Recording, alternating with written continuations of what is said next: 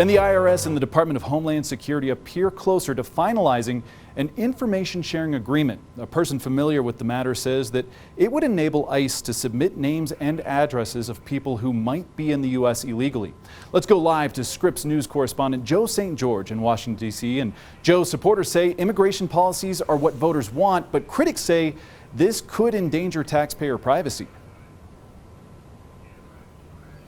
And it potentially could impact the amount of money that the IRS is bringing in each and every year. And we'll have more on that in just a moment. But first, what we're watching is first reported by the Washington Post over the weekend is a possible deal apparently nearing its conclusion between the IRS, the Internal Revenue Service, and the Department of Homeland Security. Now, it's important not to engage in too much hyperbole on this one. We're going to have to wait and see what the final deal looks like to see the major consequences. Obviously, at first glance, there's a chance that this breaks decades of precedence in Washington. I don't want to sound like an accountant this early in the morning, but there's something known as Section 6103 of really the federal tax code that says that IRS data, addresses, names, personal information should be kept secretive at all costs. It's not information that every government official readily has access to.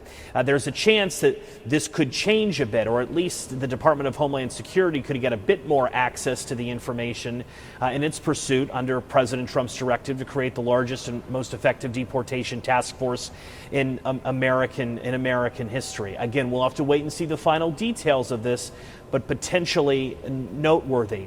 Additionally, this comes as a number of think tanks who look at tax revenues in the U.S. They're predicting a drop in the amount of revenue that is collected by the IRS each and every year for a couple reasons, and one possibly being undocumented immigrants. I don't think a lot of people realize that undocumented immigrants do pay taxes in our country. It helps pay for things like Social Security. It helps pay for things like the southern border.